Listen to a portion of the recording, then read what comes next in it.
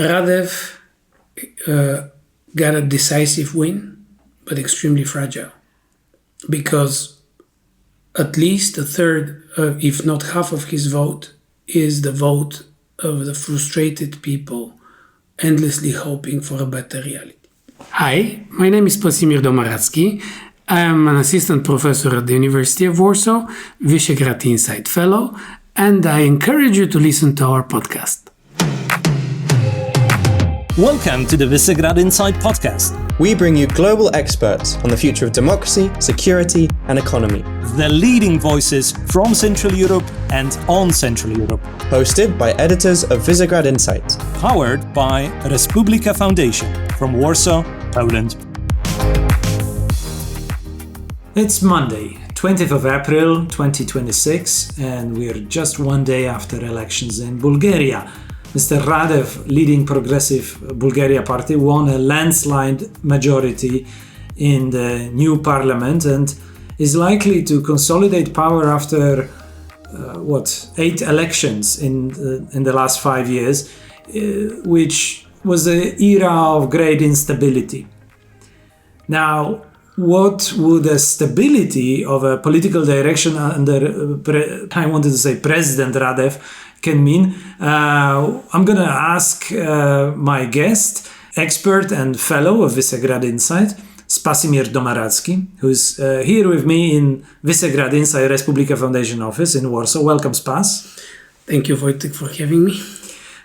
My name is Wojciech Przybylski. I'm editor-in-chief of Visegrad Insight, and we're going to make a preliminary assessment of what just happened in the elections that right after vote in Hungary became an object of speculation, whether Bulgaria and a new Bulgarian prime minister, according to opinion polls, according to his statements, would in some ways replace Mr. Orbán in his function, political function, in service of strategic adversaries like Mr. Putin and Russia.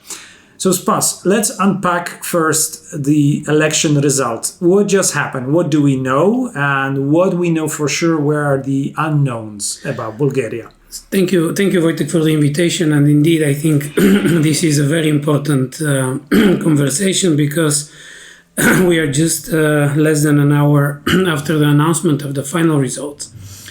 And we already know that for the first time in the Bulgarian history, since the fall of communism, one political party won so decisively that he has the capacity to create a government without searching for any coalition partner. And in a sense, I would argue that this is not only an absolute novelty, but also it is a challenge in Bulgarian politics, because with all the criticism that we can have, the coalition governments had this maybe sometimes not anticipated, but capacity to kind of steer and moderate temptations in politics. Whereas in the current situation, this break disappears. On the other hand, these are absolutely fascinating elections. First of all, hardly anybody predicted the score will be as high as it is. One of the consequences why this score is high is because several smaller parties didn't pass the 4%. One of the reasons for this result. One of the reasons for this result. Just to remind you, or to remind our listeners, that in the previous Bulgarian parliament, there were 9 political parties. Now, as the official results are announced, there will be 5. What is even more, for the first time in its history, the Bulgarian Socialist Party didn't make it. That's also quite telling about what's happening in Bulgaria. And the second, very strongly pro-Russian party, Revival, barely passed the threshold. So these two aspects very clearly show us what has happened in Bulgaria. Now, the results are, on one hand, many would argue, indeed, a highway to leave the situation of permanent instability that characterized Bulgarian politics over the last 5 years. On the other, however, we have a situation in which there is virtually no opposition. The two main phases of state capture, of the model of policy making that Bulgarians hated and protested against over the last 5 years, Boyko Borisov and Delyan Peevski, are still in the parliament. Boyko Borisov actually came second, but he hardly ever had such a low score. And up until the last moment, it was a very tight race with the reformist parties, who will be second. Delyan Peevski, whose Movement for Rights and Freedoms is a party that theoretically assembled the votes of the Turkish minority, now is a typical tycoon's party, and his score is extremely low. And you've wrote about him numerous times for Visegrad Insight, describing also the scandals that relate to him personally and some mafia-type characters in the Bulgarian politics and investment, as you say, tycoon environment.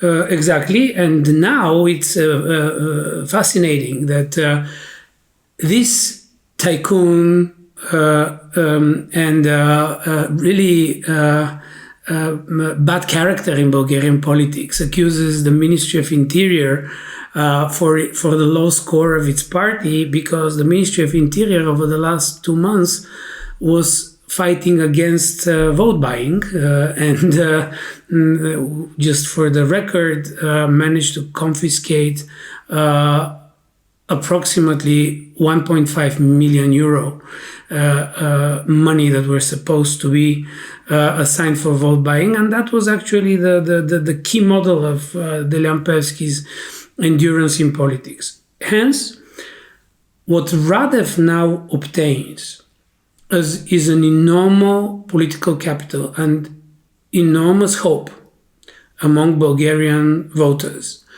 that there is a constellation that allows for the removal of the old model. Which is, let's remind everyone, highly corrupt, or at least this is perceived as corrupt, and anti-corruption is one element of the agenda, but it is complemented by, troubled judiciary system, irregularities. Dysfunctional even. Dysfunctional, yeah. And, also certain elements that we have in most of European economies, which is basically the inflation pressures and, basically the fears of lack of prosperity in the next years, also by the population. These are essentially, you would say, to some degree, normal electoral topics that you, in a cyclical way, get some governments out of power to install a new potential promise, or how unusual that is. Well, I would add to this description one more dimension, because I think it's very important. What Borisov and Peevski managed to establish is actually, when we talk about state capture, we need to be aware that it is a kind of a layer beyond the toxical level of corruption, layer beyond the manipulation of the judiciary, layer beyond the steering of the political process. The state capture actually transfers the public assets into into tools for accumulating private interests.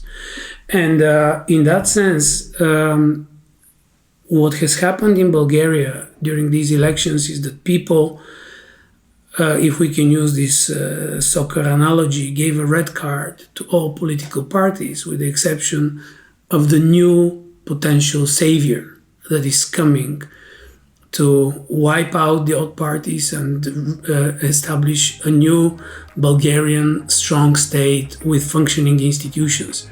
Hopes extremely high, and the fundamental question is, are they vested in the right person? Hi, if you're enjoying this episode, why not subscribe to Visegrad Insight? This gives you access to all our latest content online, as well as to our live and online events. You can use our special promo code for Visegrad Insight podcast listeners to get 35% off.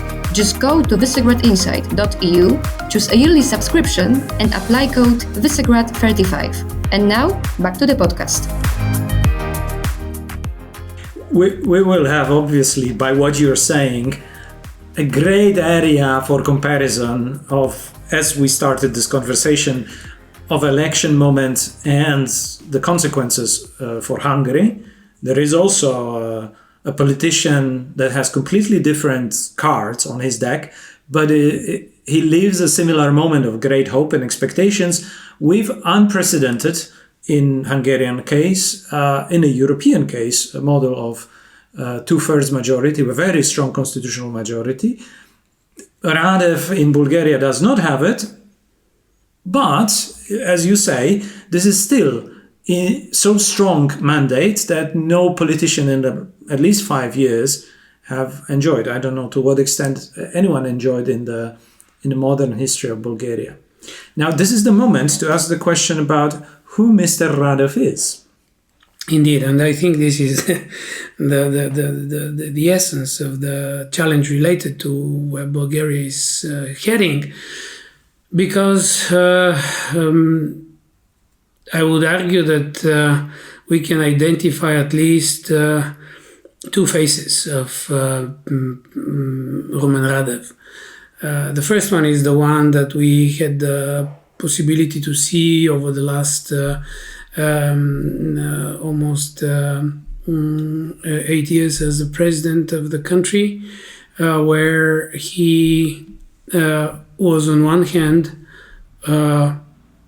relatively moderate politician, at the same time never hiding his sympathy for Russia. Maybe it would be more accurate to claim that his sympathy for Putin and Kremlin.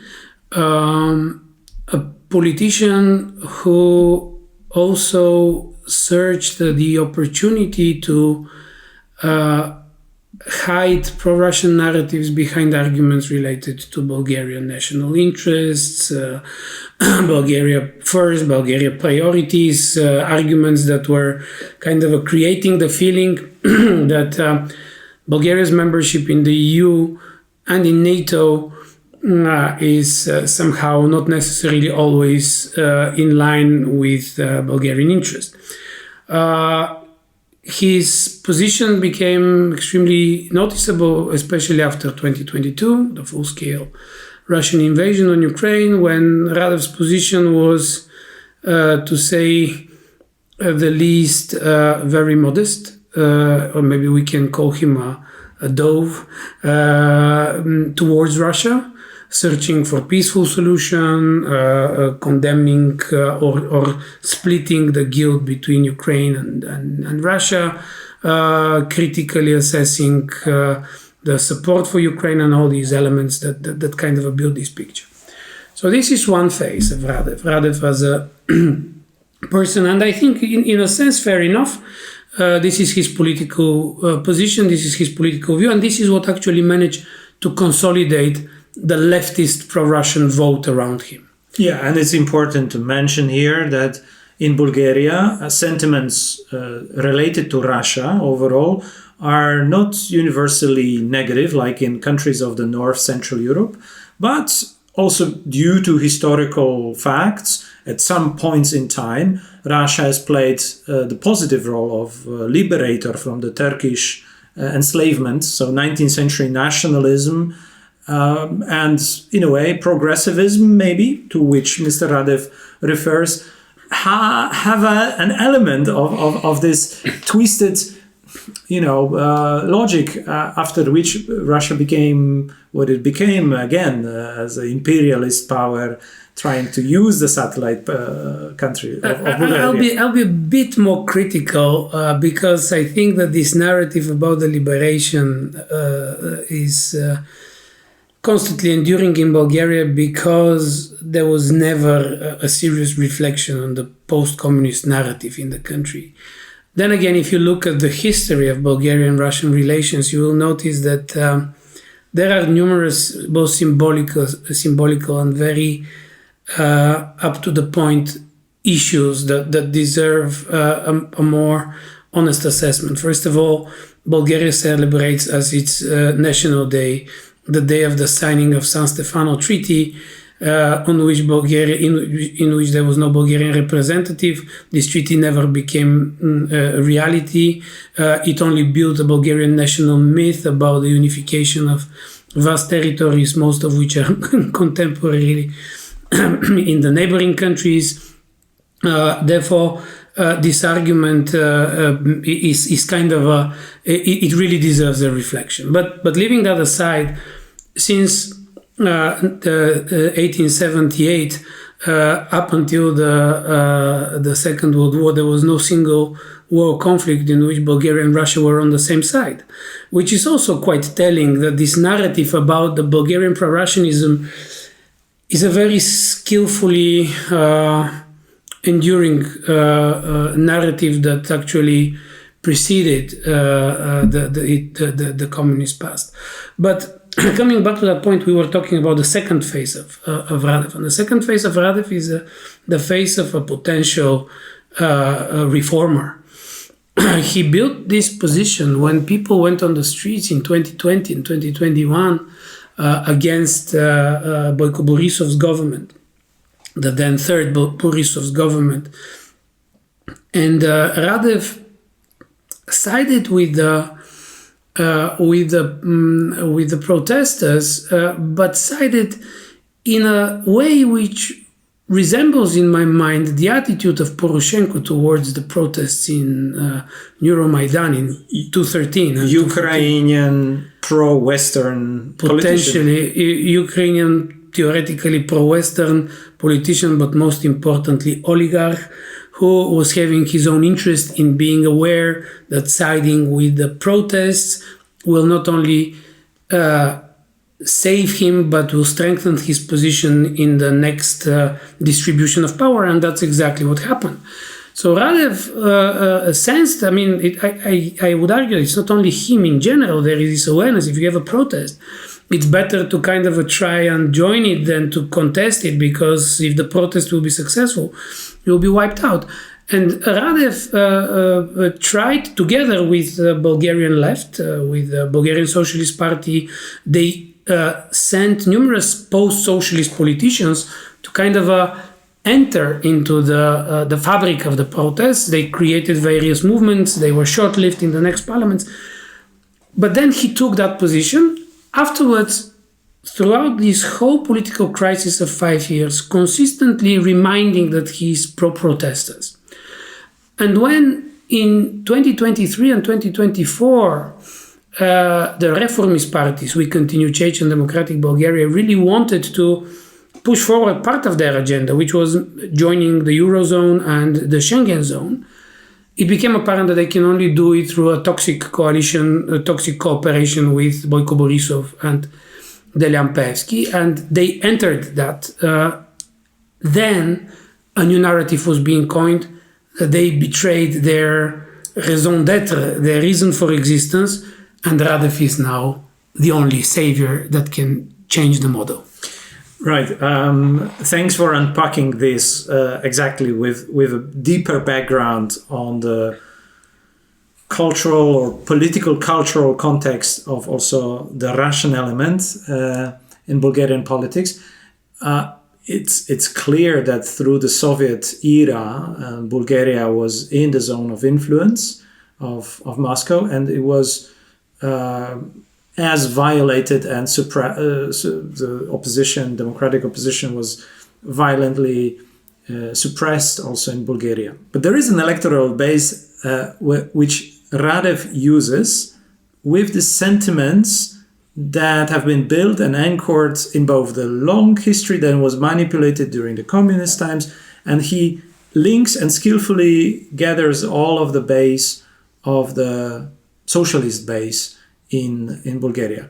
So we have the full spectrum of left now under one umbrella, above the populist left and you would say the conservative national left mix of sentiments that resonate with the electorate strongly embedded in this period of Bulgarian history, recent period, more not so recent already, fortunately, before joining NATO, joining EU. And we will see what happens to the other parties, Boyko, Borisov, GERB, European People's Party. We will see what happens to the reformist camp, Renew, but liberals all across Europe are not living their prime time right now. They're trying to reinvent themselves in a given context. Also because I think Radev has one advantage over them. He is a military man. So in a way, he brings authority of someone who did service in the country, fighter jet pilot, F-16, clearly anchoring to those who are less politically aware or savvy focused, kind of making sure that this is a politician coming exactly from the Western dimension of the geopolitical compass. I mean, being essentially, part of what Bulgaria joined already. It's a mixed bag, I admit. But how do you convince our listeners that there is a serious doubt about his geostrategic intentions? Because he doesn't seem, at first glance, like Orbán, with being tightly bound on a leash, in which he would also degrade himself. Speaking of a mouse and lion story we heard about Orbán transcript of the conversation with Vladimir Putin. Where are the, let's say, the points, which are the points that we should be wary of in the coming days, weeks, months of the political position of Radev, which could say, wait a second, that's actually going further than the electoral game to win these elections. And that is moving Bulgaria and Radev to a position once occupied by Mr. Orbán, a useful idiot for Putin's influence over the EU agenda. Well, many issues you raised, and I will try just to touch upon probably the most concerning dimension for me, and it is the discrepancy between rhetoric and practice. Indeed, you're right. I mean, if you look at Radev's past and his story, he would perfectly serve as an example for an American president. Former military, serving his country, becoming politician, speaking relatively modestly, being sound and claiming that he protects the national interest. You can hardly imagine a better emanation of a political leader. Now, when you listen to him in his rather short arguments which he produced prior to the elections and in the election night, during the election night, he is not willing to replace Orbán.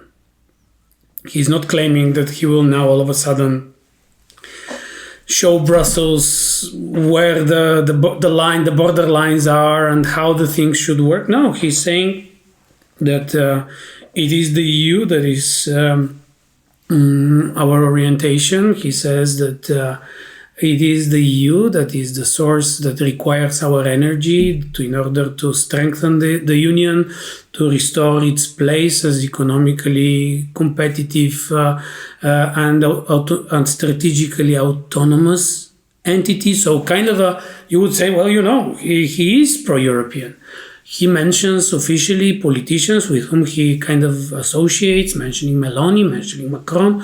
So in a sense, he kind of also extends his hand and searches for a kind of a cooperation. On the other hand, however, and all this said, when you look at the facts, they are the source of concern. because Radev was the politician who took advantage of the political crisis, and during the one of the caretaker governments which he nominated, he pushed forward an agreement with Turkish Botash company, which de facto, due to the fact that we don't know the details, but it is apparent that it created a channel through which gas from Turkey could be streamed from Bulgaria, God knows where, and this issue never clarified. He defended during the election campaign with the argument that that was what was necessary during this period of economic hurdles and difficulties related to the cutting of the natural resources from Russia.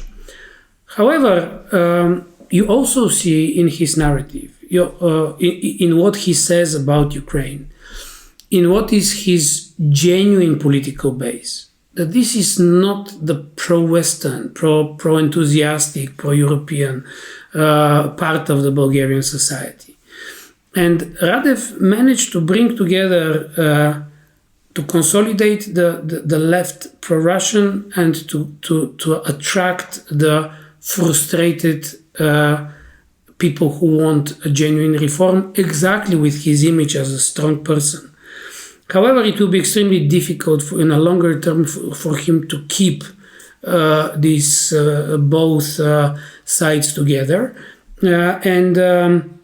What is most important is that whereas rhetorically he kind of doesn't want to step into the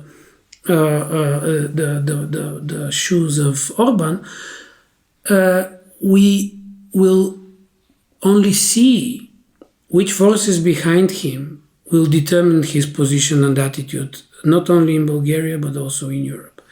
And I think that this is a very interesting phenomenon. It is something that nobody expected, but it is the outcome that Bulgarians wanted. They were becoming slowly aware that you need somebody strong, that you need somebody who they decided that they accept his narrative that he is outside of the system, and they delivered to him the strength to make the difference. We will definitely be watching what sort of a difference that will make, and whether he will be skillful enough to maintain the both elements of the game, as you described them, playing on the sentiments that are to Russia's favor in the context not just of the war on Ukraine that Russia conducts, but a larger geostrategic rivalry that Bulgaria and Europe is in. In this context, strategic autonomy seems to be playing an important part. But also, well, in a nutshell, what will determine his success in the future is clearly whether he will be successful on the domestic front, and whether the trust that has been placed in him for giving this power will deliver results for the public. And that's all from this week's episode of the Visegrad Insight podcast, bringing you the leading voices from Central Europe and on Central Europe. Make sure to subscribe, and we'll be in touch next week.